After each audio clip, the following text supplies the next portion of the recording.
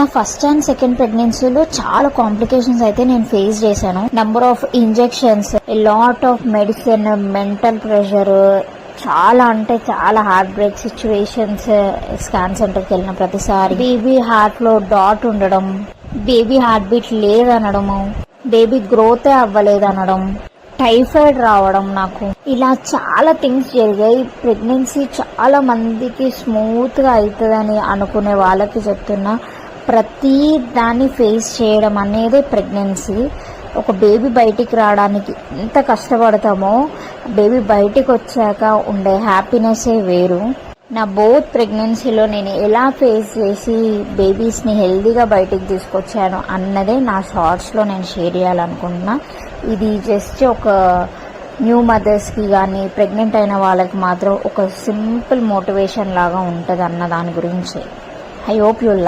ఈ రోజుల్లో ప్రెగ్నెన్సీ రావడమే కష్టం, అలాంటిది ప్రెగ్నెన్సీ వచ్చి మిస్క్యారీ అయ్యిందంటే యాక్చువల్ గా ఎందుకు మిస్క్యారీ అయ్యింది, రీజన్స్ బిహైండ్ అవన్నీ మాట్లాడుకుందాం. 2 months లో హార్ట్ బీట్ వచ్చింది, కానీ 3rd month ప్రెగ్నెన్సీలో హార్ట్ బీట్ లేదన్నారు డాక్టర్. అదేంటి, అసలు ఏం జరుగుతుంది ఏంటి కూడా అర్థమే కాలేదు మాకైతే. కానీ తర్వాత తెలిసిన విషయాన్ని విని షాక్ అయితే అయిపోయాం. ఎన్నో హోప్స్, ఎంతో ఇష్టంగా పాప పుడుతుందా బాబు పుడతాడా అని ఎన్నో ఆలోచనలతో ఉన్నాం. మాకు ఇలాంటి షాక్ తగిలేగానే మేము స్టేబుల్ గా ఉండలేకపోయాము. తర్వాత అర్థమైంది ప్రెగ్నెన్సీ అంటే నార్మల్ విషయం కాదు, ఎంత జాగ్రత్తగా ఉన్నా ఏదో ఒక కాంప్లికేషన్ వస్తూనే ఉంటుంది అని. అయితే డాక్టర్ ఏం చెప్పిందంటే పీల్చే గాల్లో ప్రాబ్లం ఉండొచ్చు, తాగే వాటర్ లో ప్రాబ్లం ఉండొచ్చు, ఏదో ఒక ప్రాబ్లం వల్ల బేబీకి సఫోకేట్ అయ్యి ఉండి చనిపోయి ఉండొచ్చు, మనమేం చెప్పలేము. సో బేబీ కడుపులోనే డెత్ అయితే అయిపోయింది అని చెప్పి. బేబీ హార్ట్ బీట్ లేదని తెలియగానే ఇంకా సెకండ్ ఒపీనియన్ కోసం వేరే డాక్టర్ ని కూడా కన్సల్ట్ అయ్యాము. కానీ అక్కడ తెలిసింది ఏంటంటే చాలా బ్యాడ్ ఎక్స్పీరియన్స్. అక్కడ అయితే అసలు బేబీ లేదు, నేను ప్రెగ్నెంటే కాదని చెప్పాడు ఆ డాక్టర్ అయితే. మళ్ళీ నా ప్రీవియస్ డాక్టర్ దగ్గరకు వచ్చి అయితే మేమైతే ఇంకా ఒపీనియన్ అడిగితే డాక్టర్ వచ్చేసి సర్జరీ చేయాలి, సర్జరీ వచ్చేసి డిఎన్సీ సర్జరీ చేయాలి, మీకైతే నార్మల్ గా లైక్ 1-2 months కి అయితే మెడిసిన్ తోనే అయిపోతుంది, బట్ 3.5 month బేబీ కాబట్టి so we have to do a surgery అని చెప్పింది. అది కూడా డిఎన్సీ. కొన్ని మంత్స్ లో బేబీ ఉంటది అన్న టైంలో నాకు ఇది హార్ట్ బ్రేకింగ్ సిచ్యువేషన్, బట్ నా లైఫ్ లో జరిగిన ఫస్ట్ సర్జరీ అయితే డిఎన్సీ. సో అన్నిటికీ ప్రిపేర్ అయిపోయి ఉన్నా నేను. బట్ చాలా మంది చాలా రకాలుగా మాట్లాడినారు నన్నైతే. అసలు డిఎన్సీ అంటేనే మేము వినలేదు, నీకు ఒకదానికే జరిగింది, అబార్షన్ అయితే మళ్ళీ నీకు పిల్లలు రారు, మళ్ళీ ఫ్యూచర్ లో పిల్లలు కావాలంటే చాలా కష్టము అని చాలా అంటే చాలా థింగ్స్ నేను ఫేస్ చేసి ఉన్నాను. Very hard situation in my life అంటే డిఎన్సీ సర్జరీ. నాకు డెలివరీ అన్న తొందరగా అయిపోతుంది, కానీ ఈ డిఎన్సీ సర్జరీ ఆల్మోస్ట్ 3 hours పట్టింది. డాక్టర్ అయితే సర్జరీ అవ్వగానే నెక్స్ట్ డే డిశ్చార్జ్ చేశారు. కానీ చాలా హెల్త్ ఇష్యూస్ ఉంటాయి, బాగా హెల్తీ ఫుడ్ తీసుకోవాలి, మంచిగా రెస్ట్ తీసుకోవాలని అయితే చెప్పారు. ఎందుకు హార్డ్ అంటున్నా అంటే బేబీ పార్ట్స్ ని బ్రేక్ చేసి రిమూవ్ చేయడం అనేది not at all A simple thing. First of all ఆ బాధ నుంచి బయటికి రావాలంటే అంత ఈజీ థింగ్ అయితే కాదు, ఇట్ టేక్స్ టైం. బట్ ఎక్కువ టైం తీసుకోకుండా, స్ట్రెస్ తీసుకోకుండా ఫుడ్ అండ్ హెల్త్ మీద కాన్సన్ట్రేట్ చేస్తే సరిపోతుంది. జరిగిన దాన్ని అయితే బ్యాక్ తీసుకురాలేం కాబట్టి ముందు ఏది జరుగుతుందో దాని మీద కాన్సన్ట్రేట్ చేయడం బెటర్. నేను నా హస్బెండ్ సపోర్ట్ తోని మోస్ట్లీ నా బ్రెయిన్ అండ్ నా థింకింగ్ అంతా కూడా మార్చుకున్నా. ఖచ్చితంగా నెక్స్ట్ ఇయర్ నాకు బేబీ వస్తుందన్న హోప్ తోనే ఉన్నా. డిఎన్సీస్ అనేది ప్రజెంట్ కామన్ అయిపోయింది, బట్ హోప్ ఏంటంటే ఎవరికి సజెస్ట్ అవ్వద్దు. మంచిగా బేబీ హెల్దీగా బయటికి వస్తే దానంత సంతోషం అసలు ఎక్కడ దొరకదు. నా డిఎన్సీ సర్జరీ అయ్యాక ఎంత త్వరగా నేను రికవర్ అయ్యే కారణం అయితే మా హస్బెండ్. ఆయన ఇచ్చిన support, motivation and happy mood కి తీసుకురావడానికి చాలా ప్రయత్నం చేసింది. యాక్చువల్ గా పార్ట్నర్ అనేవాడు హ్యాపీగా ఉన్నప్పుడే కాదు, మనం లోలో ఉన్నప్పుడు కూడా మనని మోటివేట్ చేసేటట్టే ఉండాలి. So healthy food, home made food, ఇంకా మంచి హెల్దీ లైఫ్ స్టైల్ మెయింటైన్ చేయడం వల్ల తొందరగా రికవర్ అయ్యాయి. మెయిన్ గా టాక్సిక్ మాటలు చెప్పే వాళ్ళని కొంచెం దూరం పెట్టేసి మనం హ్యాపీగా ఉండగలుగుతాం. హెల్దీ లైఫ్ స్టైల్ మెయింటైన్ చేయడం వల్ల తొందరగా అయితే మళ్ళీ కన్సీవ్ అవుతాము, no issue at all. Exact 1 year తర్వాత మళ్ళీ నేను కన్సీవ్ అయ్యాను. హోప్ అయితే న్యాచురల్ ప్రెగ్నెన్సీకే మాక్సిమం ట్రై చేయండి. కన్సీవ్ అయ్యాక చాలా కేర్ఫుల్ గా ఉన్నా, బాడీ అనేది చాలా వరకు డిహైడ్రేట్ అవ్వకుండా అండ్ ఆల్సో మంచి హెల్దీ ఫుడ్ అయితే మంచిగా హెల్దీ బాబు అయితే నాకు పుట్టాడు. నా ఫర్దర్ రీల్స్ లో అండ్ షార్ట్స్ లో క్లియర్ గా నా ప్రెగ్నెన్సీ స్టోరీ అయితే షేర్ చేసుకున్నాను. ప్రెగ్నెన్సీ తర్వాత వచ్చే ప్రెగ్నెన్సీ అయితే చాలా హారబుల్ గా ఉంటది. ఎక్కడ మళ్ళీ అబార్షన్ అయిపోతుంది అన్న టెన్షన్ తోనే ఉండిపోతాము.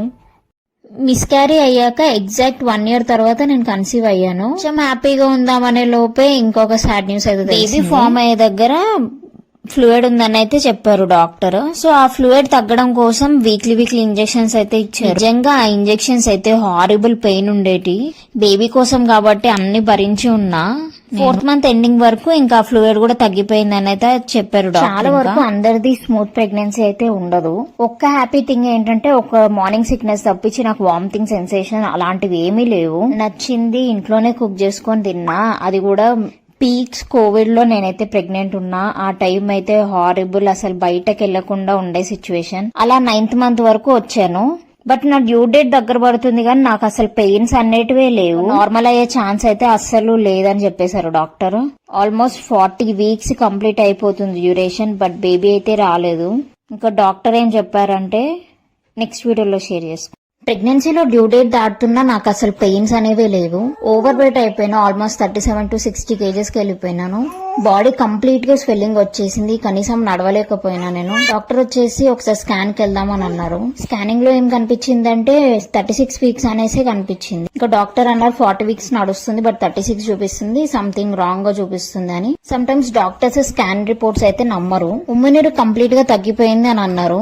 మార్నింగ్ స్కాన్ చేసినప్పుడు 8 ఉండే, కానీ ఈవినింగ్ వచ్చేసరికి 4 కి పడిపోయింది. సో డాక్టర్ వచ్చేసి ఇమ్మీడియట్ గా సి సెక్షన్ చేసేయాలి అని చెప్పారు. పెయిన్స్ కోసం వెయిట్ చేయాల్సిన అవసరం ఏం లేదు అని చెప్పారు. ఇంకా నైటే ఇంకా చేసేద్దాము సిజేరియన్ అని చెప్పారు. బేబీ కదులుతుందా లేదా అని కంప్లీట్ గా చెక్ చేశారు. Baby completely fine. Next day morning వచ్చేసి అడ్మిట్ అయిపోమన్నారు. లాస్ట్ టైం ఫేవరెట్ ఫుడ్ అయితే తినమన్నారు. బిర్యానీ అయితే తిన్నాను, మా హస్బెండ్ తీసుకొని వస్తే. ఈసారైనా హెల్దీ బేబీ నా చేతిలోకి రావాలనే ప్రే చేశారు. అసలు నా డెలివరీ ఎలా జరిగింది? ఫైనల్లీ బేబీ బాయ్ అయితే పుట్టాడు. 11:03 AM కి అయితే బుజ్జిబాబు బయటకైతే వచ్చేసాడు. వాడు ఏడుపు విని నేను అయితే ఫుల్ గా ఏడ్చేసినాను. ఒక మదర్ కి మాత్రమే ఆ ఫీలింగ్ తెలుసు.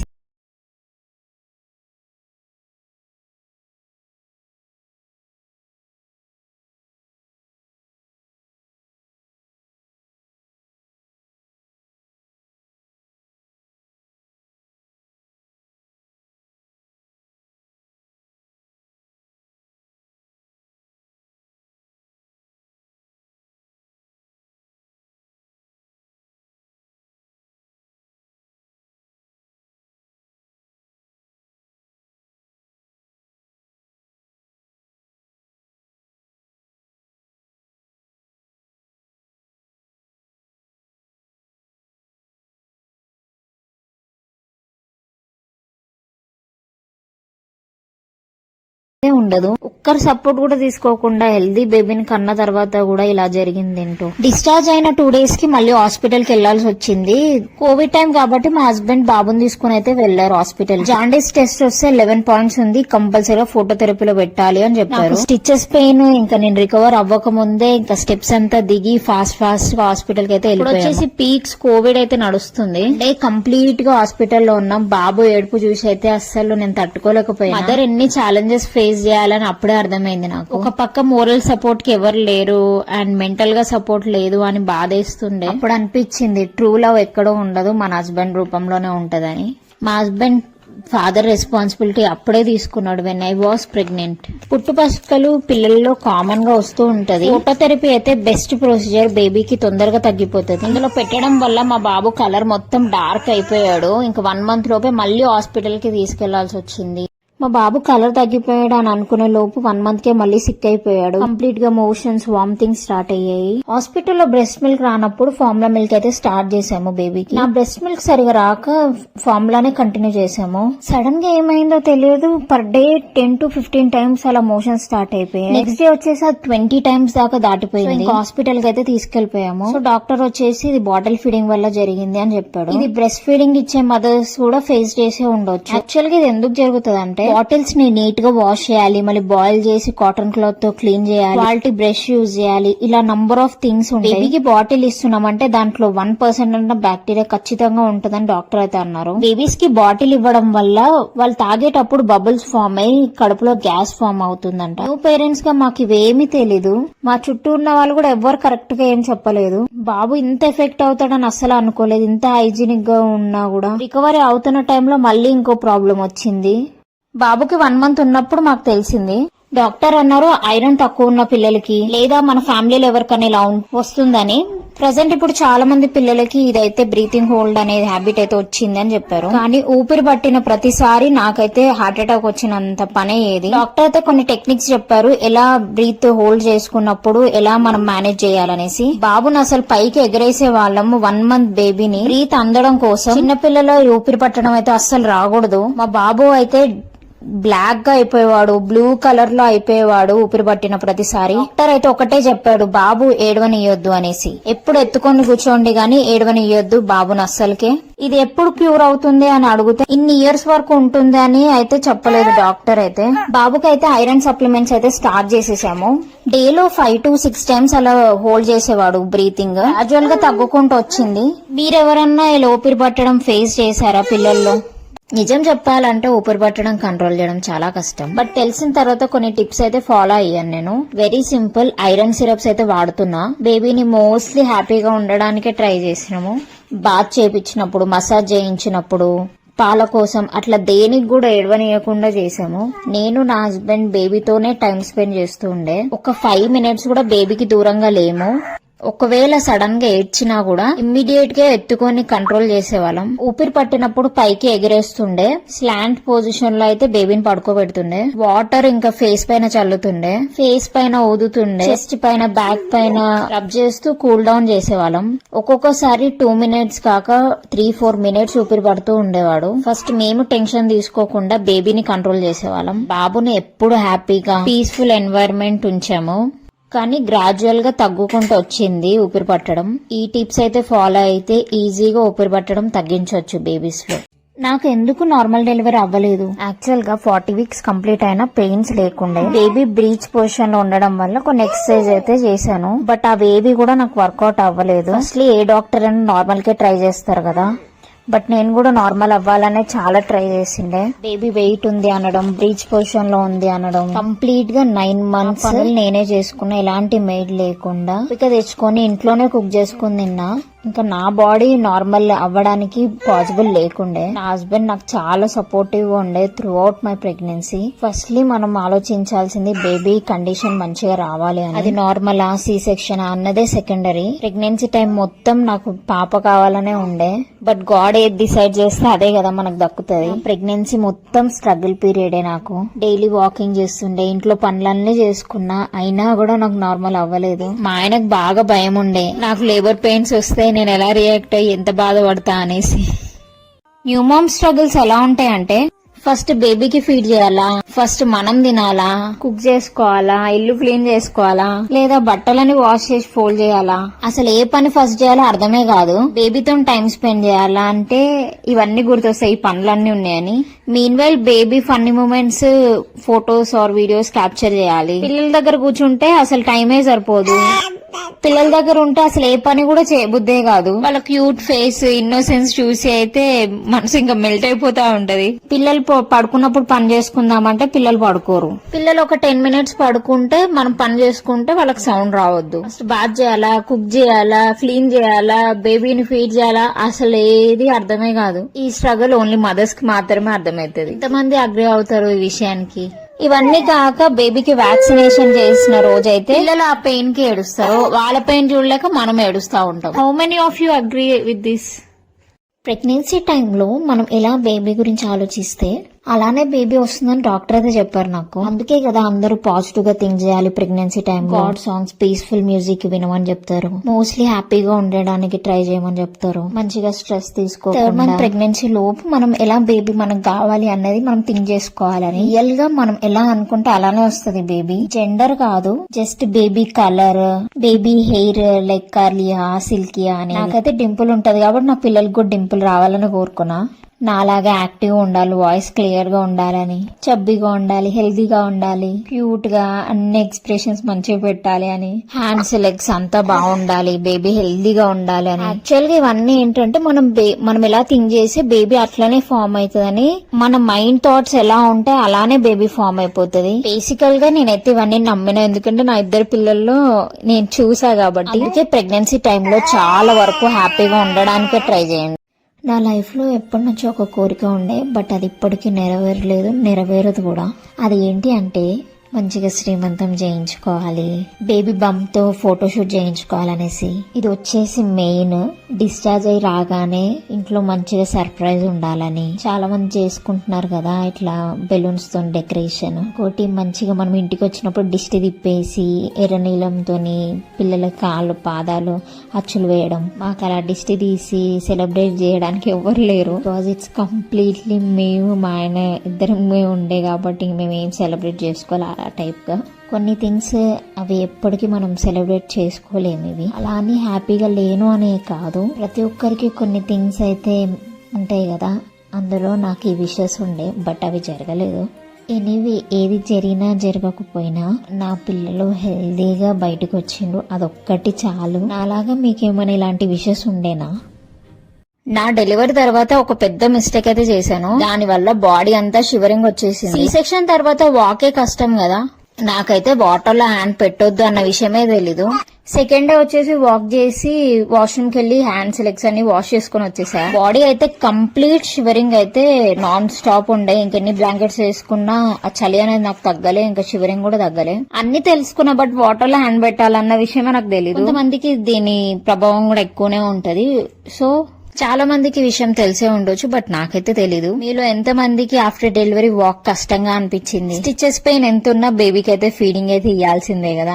బట్ తొందరగా రికవర్ అవ్వడం చాలా ఇంపార్టెంట్ ఆఫ్టర్ డెలివరీ. డెలివరీ అయినా 4 days మాత్రమే వాటర్ లో హ్యాండ్ పెట్టలేదు. ఆ తర్వాత నుంచి అయితే నేనైతే పెట్టేసా. చాలా మంది ఫ్యూచర్ లో ఆ ప్రాబ్లం వస్తుంది, ఈ ప్రాబ్లం వస్తుంది అని అంటూ ఉండే. చేసే వాళ్ళు లేనప్పుడు మనమే చేసుకోవాలి కాబట్టి ఫ్యూచర్ లో ఏదో ప్రాబ్లం వస్తుంది అని ఇప్పుడైతే పని చేసుకోకుండా అయితే ఉండలేం కదా. What do you see? New moms ఎవరిని కూడా కొన్ని థింగ్స్ ని అస్సలు అడగొద్దు. అవి ఏంటి అంటే, ఇంకెంతసేపు పడుకుంటావు, ఎప్పుడు తింటావు, బేబీకి ఫీడింగ్ ఇచ్చారా లేదా అని. యాజ్ ఏ మదర్ గా మనకు తెలుస్తుంది కదా బేబీకి ఎప్పుడు ఫీడింగ్ ఇవ్వాలనేది. ఎప్పుడు బెడ్ మీదనే ఉంటావు కదా, కాసేపు వాక్ చేయొచ్చు కదా, బేబీ పడుకున్నప్పుడు పడుకోవచ్చు కదా. బేబీకి సరిగా పాలియట్లే అనుకుంటా బక్కగా అయిపోతున్నాడు. హెడ్ కి హెయిర్ ఆయిల్ పెట్టలేదు మాడ కొట్టుకుంటుందని. బేబీ బ్లాక్ అయిపోతున్నాడు, బ్లాక్ అయిపోతుంది అనేసి. ఇది ఒక్క పోలిక కూడా బేబీకి అయితే రాలేదనేసి. బేబీని ఎప్పుడు ఎత్తుకొనే కూర్చోకూడదు అని, ఎప్పుడు పడుకోనే ఉంటే ఇంకా పుట్ట పెరిగిపోతుందని, ఏది పడితే అది తింటే బేబీకి ఎఫెక్ట్ అవుతుంది అనేసి. బయటికి వెళ్ళొద్దు, ఇది చేయొద్దు, అది చేయొద్దు అని నంబర్ ఆఫ్ థింగ్స్ చెప్తారు కదా.